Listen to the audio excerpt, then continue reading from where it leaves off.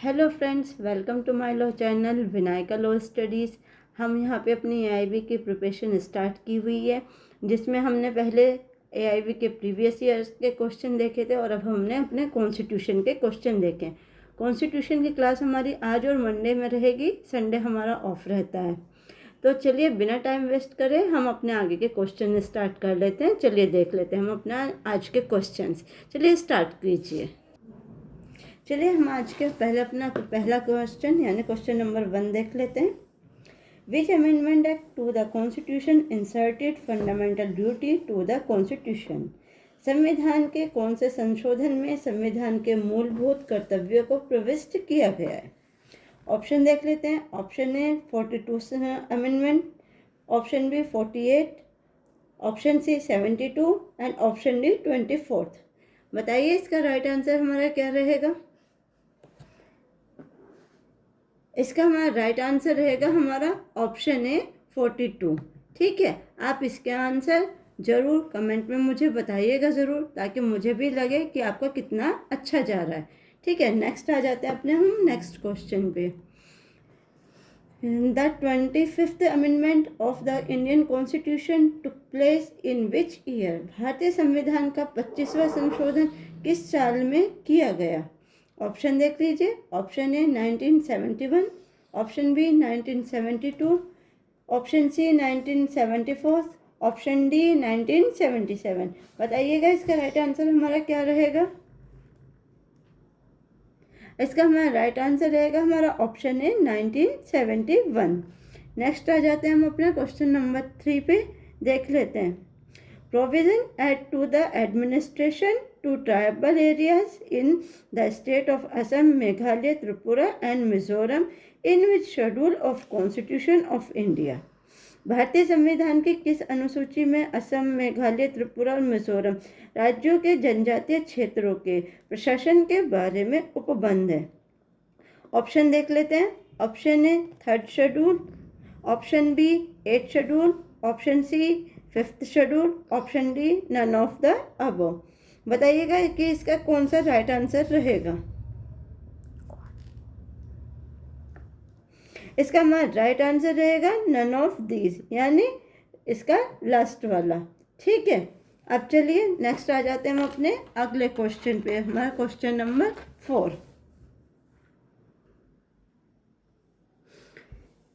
How many schedule are there in the constitution of India. Bharat के संविधान में कितनी अनुसूचियाँ हैं?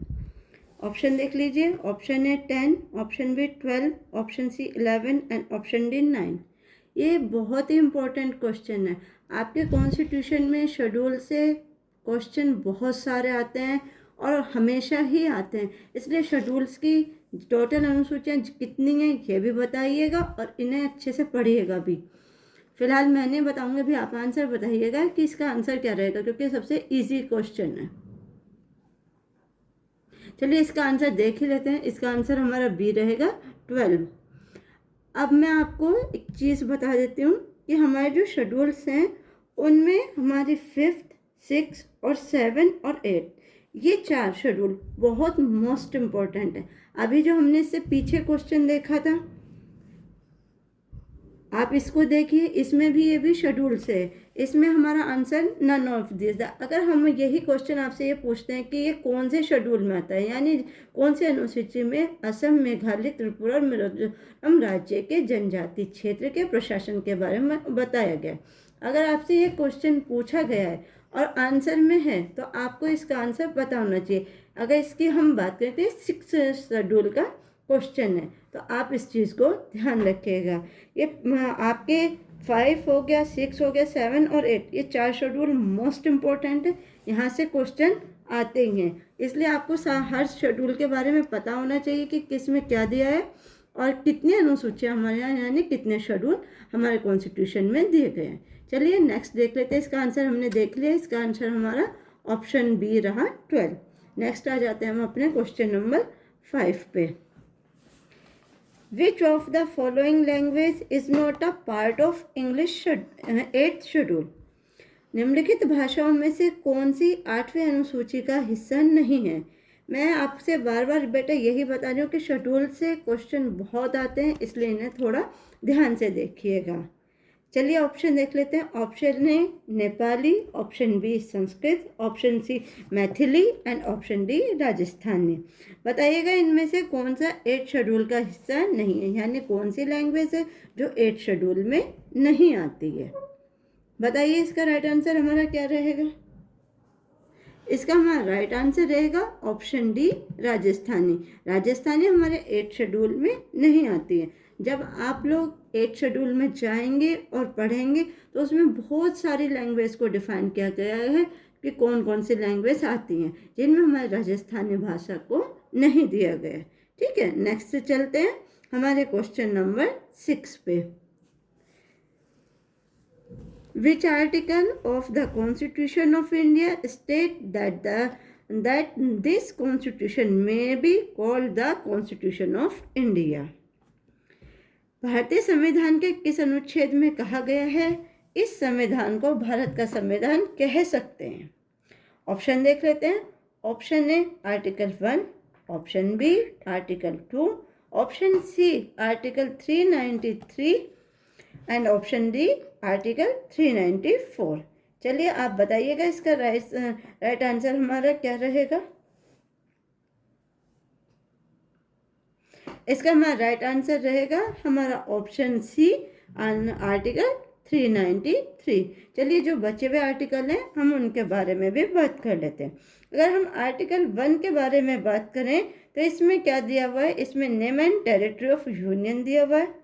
आर्टिकल 2 की बात करें तो इसमें एडमिशन और इस्टेब्लिशमेंट ऑफ न्यू स्टेट दिया है। आर्टिकल 393 मैंने आपको बता दिया शॉर्ट टाइटल, यानी जो आपके क्वेश्चन का आंसर है। और आर्टिकल 394 की बात करें तो इसमें कमिटमेंट को दिया गया है। ठीक है, तो ये चीज़ें आप ध्यान रखिएगा क्योंकि क्वेश्चन कहीं से भी आए हमें सब आंसर पता होने चाहिए ताकि हमारा कोई भी आंसर गलत ना हो। नेक्स्ट आ जाइए, हम अपने क्वेश्चन नंबर 7 पे आ जाते हैं। हम देख लेते हैं हमारा क्वेश्चन नंबर 7।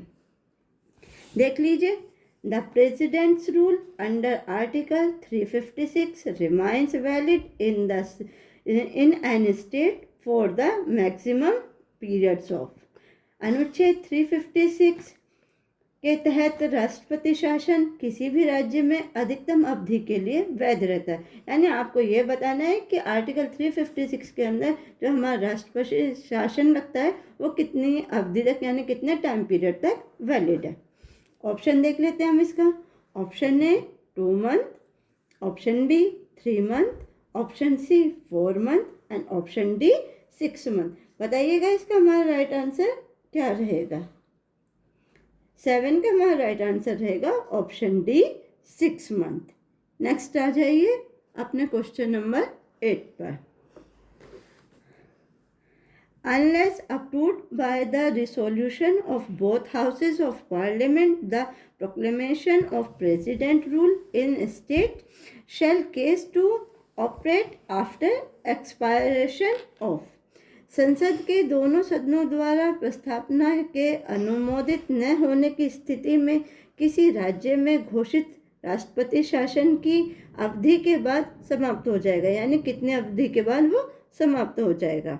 ऑप्शन देख लीजिए। Option A 1 month, option B 2 month, option C 3 month and option D 6 month.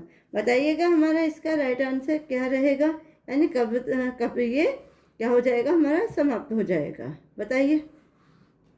8 का हमारा राइट आंसर रहेगा ऑप्शन बी 2 मंथ। ठीक है, नेक्स्ट आ जाते हैं हम अपने नेक्स्ट क्वेश्चन पे।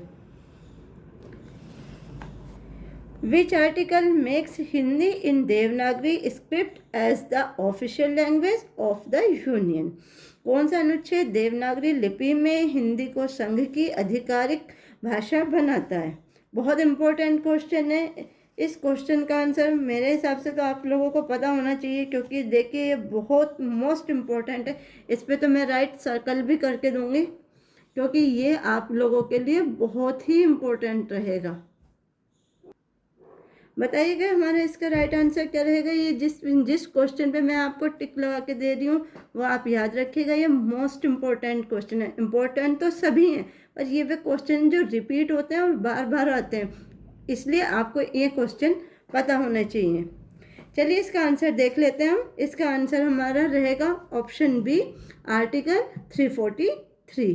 ठीक है, नेक्स्ट आ जाते हैं हम अपने नेक्स्ट क्वेश्चन पे।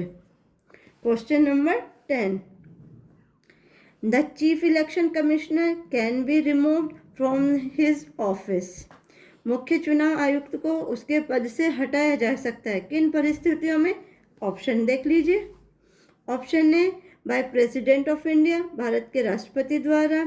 Option B, by supreme court of India, Bharat के उच्चतम न्यायालय द्वारा। Option C, in manner and grounds as applicable for removal of जज ऑफ सुप्रीम कोर्ट, उसी प्रणाली और आधार पर जो उच्चतम न्यायालय के न्यायाधीश को हटाने के लिए उपयुक्त होते हैं। Option D, by government order, सरकार के आदेश से।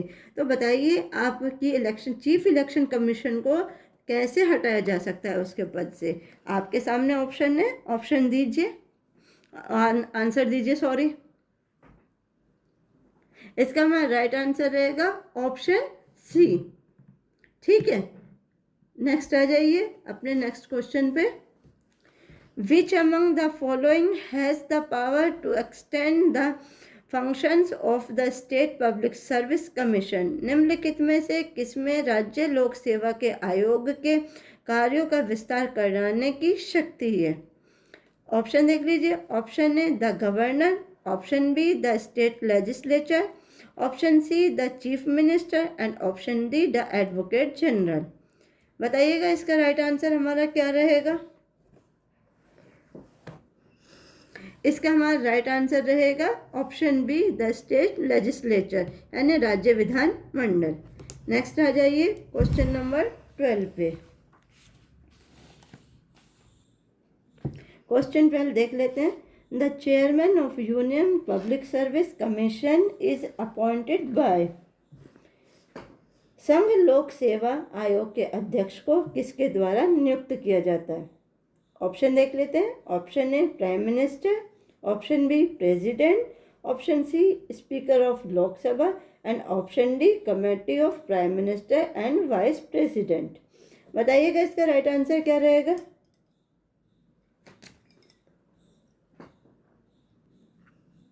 इसका हमारा राइट आंसर रहेगा हमारा ऑप्शन बी, प्रेसिडेंट। ठीक है, नेक्स्ट आ जाते हैं हम अपने क्वेश्चन नंबर 13 पे। The provision of finance commission is laid down under which article of the Indian constitution. वित्त आयोग का प्रावधान भारत के संविधान के किस अनुच्छेद में दिया गया है। ऑप्शन देख लेते हैं। Option A, article 231। Option B, article 263। Option C, article 280। And option D, article 285। बताइएगा इसका राइट आंसर क्या रहेगा हमारा।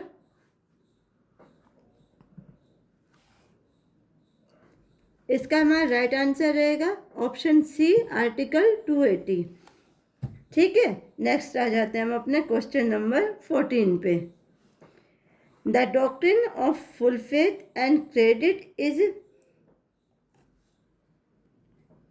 Inherent in article dash of the constitution of India. पूर्ण विश्वास और क्रेडिट का सिद्धांत भारतीय संविधान के अनुच्छेद डैश में निहित है।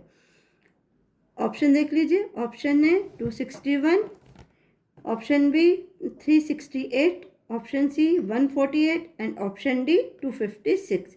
ये भी आपका बहुत इंपॉर्टेंट क्वेश्चन है, ये भी आपके बार बार एग्जाम में आता है, इसलिए इसको भी आप थोड़ा सा ध्यान रखिएगा, क्योंकि जो इम्पोर्टेंट है वो मैं आपको खुद ही मार्क करके दे रही हूँ ताकि आप लोगों को याद रहे कि हाँ इन क्वेश्चन को तो हमें देखना ही है। चलिए इसका आंसर देख लेते हैं। इसका आंसर हमारा ऑप्शन ए रहेगा, यानी हमारा आंसर 261 रहेगा। ठीक है, नेक्स्ट आ जाइए क्वेश्चन नंबर 15 पे। Article 243 of the constitution of India provides for. Bharat के संविधान का अनुच्छेद 243 किससे संबंधित है। ये भी आपका एक बहुत इंपॉर्टेंट क्वेश्चन है, इसको भी ध्यान रखिए। पहले इसके ऑप्शन देख लीजिए। Option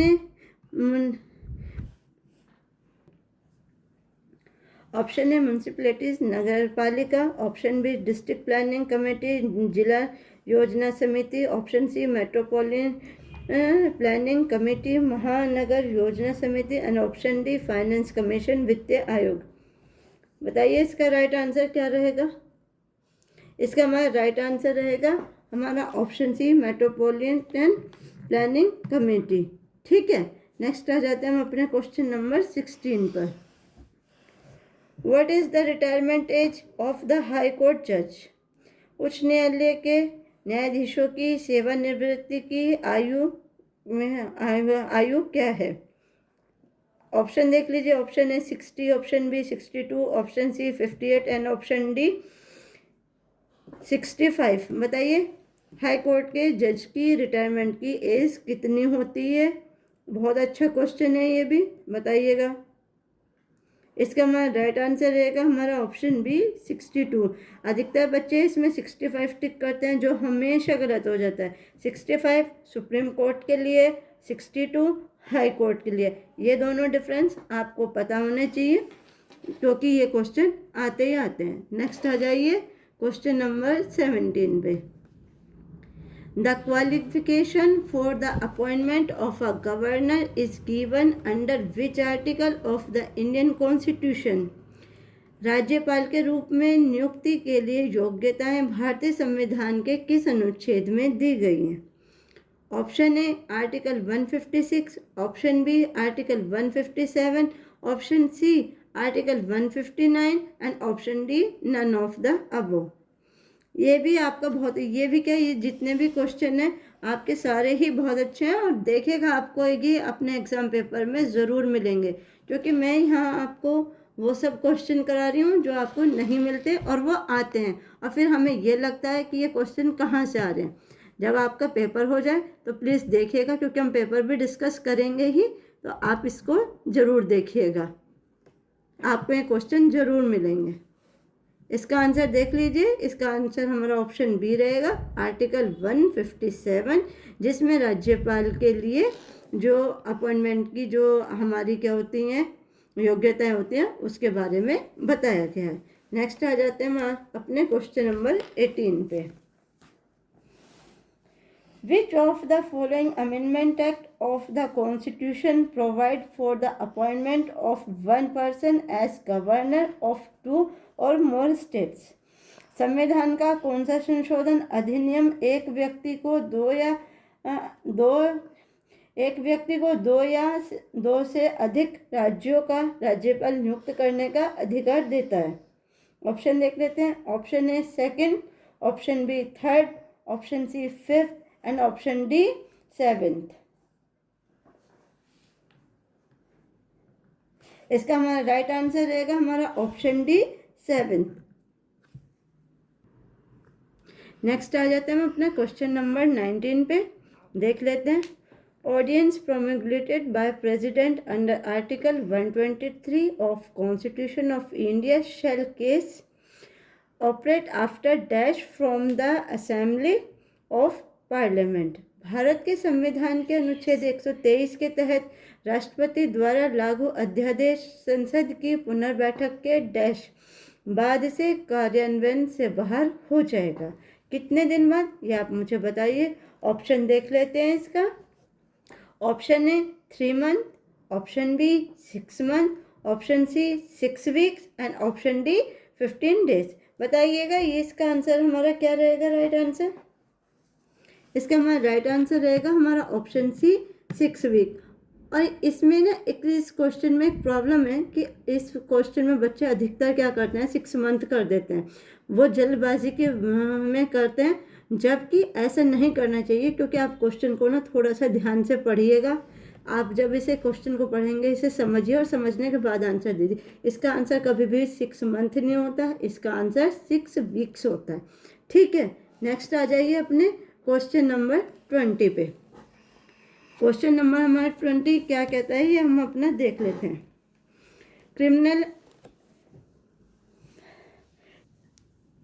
criminal appellate jurisdiction of the supreme court is given under. उच्चतम न्यायालय का आपराधिक अपीलीय क्षेत्राधिकार किस अनुच्छेद में दिया गया है? ऑप्शन देख लीजिए। Option A article 132, option B article 133, option C article 134 and option D article 131। बताइए इसका हमारा राइट आंसर क्या रहेगा? इसका हमारा राइट आंसर रहेगा हमारा ऑप्शन सी आर्टिकल 134। हमने आर्टिकल 134 तो देख लिया कि आर्टिकल 134 में क्या दिया गया है। इससे अलग हमारे पास इसमें जो भी आर्टिकल आए हैं हम उन्हें भी एक बार डिस्कस कर लेते हैं। देखिए, अगर इसमें हमारा सबसे पहले आर्टिकल 132 है। अगर हम 132 के बारे में बात करें तो ये किसके बारे में बताता है? यह हमें एप्लीकेट जुरिडिक्शन ऑफ सुप्रीम कोर्ट के बारे में बताता है। अगर हम आर्टिकल 131 की बात करें तो वो हमें किसके बारे में बताता है? Original jurisdiction of supreme court. ठीक है, 134 हमने हमारा देख ही लिया है। हमारा अब आ जाता है हमारा आर्टिकल 133। अगर हम इसके बारे में डिस्कस करें तो ये हमें किसके बारे में बताता है? Appellate jurisdiction of supreme court in appeals from high court in regards of civil matter. तो यानी आपको इस क्वेश्चन से रिलेटेड सभी आर्टिकल के आंसर पता लग गए। अगर इनमें से कोई भी क्वेश्चन आता है तो आप उसका आंसर दे सकते हैं। नेक्स्ट आ जाइए, जो हमारा आज का लास्ट क्वेश्चन रहेगा, यानी हमारा क्वेश्चन नंबर 21। इसको भी देख लीजिए। Under the constitution of India the procedure for the removal of a supreme court जज इज गिवन इन। भारतीय संविधान के अंतर्गत उच्चतम न्यायालय के न्यायाधीश को हटाने की प्रक्रिया दी गई है। ये भी हमारा एक बहुत इम्पोर्टेंट क्वेश्चन है जो बार बार रिपीट होता है और बार बार ही आता है। आप प्रीवियस ईयर के आपने जो क्वेश्चन किए आपको उसमें भी ये क्वेश्चन ज़रूर मिलेगा। ठीक है, इसका हम एक बार इसके ऑप्शन देख लेते हैं, फिर इसका आंसर डिस्कस करते हैं। Option A article 126, option B article 127, option C article 124 and 124 clause 4 and option D article 124 clause 6। अब आप इसका मुझे आंसर बताइए। इसमें जो कंफ्यूजन करेगा आपको ऑप्शन सी और ऑप्शन डी। चलिए, ये तो मैंने ही बता दिया आपको कि आंसर इन्हीं दोनों में से होगा, पर इसका राइट आंसर कौन सा होगा ये आप मुझे बताइए। इसका हमारा राइट आंसर होगा हमारा ऑप्शन सी आर्टिकल 124 का क्लॉज 4। ये भी हमारा एक बहुत इम्पोर्टेंट आर्टिकल है। अगर आप इसे जब पढ़ेंगे तो इसमें देखिएगा, इसमें हमारा जो हमारे सुप्रीम कोर्ट के जज है उनको रिमूव करने की पावर दी गई है। यानी अगर वो कोई भी ऐसा कार्य करते हैं जो हमारे संविधान के खिलाफ होगा तो उन्हें इस आर्टिकल के द्वारा हटाया जा सकता है। यह आज हमारे कितने क्वेश्चन टोटल हमारे 41 क्वेश्चन कंप्लीट हो गए हैं। नेक्स्ट सीरीज हमारी 2 क्लासों में हमारे 41 क्वेश्चन कंप्लीट हो गए। नेक्स्ट क्लास हमारी मंडे को रहेगी। ठीक है, आज हमने अपने कॉन्स्टिट्यूशन के काफ़ी सारे क्वेश्चन कंप्लीट कर लिए जो आपके एग्ज़ाम के लिए बहुत इम्पोर्टेंट हैं। इन क्वेश्चन को आप देखिए, बार बार देखिए, रिवाइज करिए, क्योंकि ये क्वेश्चन वे क्वेश्चन हैं जो आपको कहीं नहीं मिलेंगे बट आपके एग्ज़ाम में हमेशा आते हैं। ये मैं आपको मेरे अपने एक्सपीरियंस से बता रही हूँ। जब मैंने आई भी दिया था मुझे भी प्रॉब्लम हुई है, इसलिए मेरा ये अपना एक्सपीरियंस है कि ये क्वेश्चन कहाँ से आते हैं और कैसे आते हैं। आप इन क्वेश्चन को, इस सीरीज़ को ध्यान से देखिएगा। हम कॉन्स्टिट्यूशन के बाद अपने CPC स्टार्ट करने वाले हैं, जिसके बच्चों की सबसे ज़्यादा डिमांड रही है। उसके भी जितने मोस्ट इम्पोर्टेंट क्वेश्चन, मैं आपको ये नहीं है बहुत ज़्यादा क्वेश्चन कराऊंगी कि आपको 100-200 नहीं, आपको मैं एक लिमिटेड क्वेश्चन दे रही हूँ यहाँ पे। पर जो क्वेश्चन आपको यहाँ मिलेंगे वो आपके लिए इतने इम्पोर्टेंट रहेंगे कि वो आपके सिर्फ AIB के लिए नहीं, जुडिशरी के लिए भी बहुत हेल्पफुल रहेंगे। इसलिए प्लीज़ बने रहिएगा, आप लगातार क्लास में आते रहिएगा। वीडियो आपको अच्छी लगे लाइक कीजिए, अपने फ्रेंड्स के साथ शेयर कीजिए और चैनल को सब्सक्राइब कीजिए ताकि आने वाली वीडियो आप तक पहुंचती रहिए। आज के लिए बस इतना ही। Thank you so much.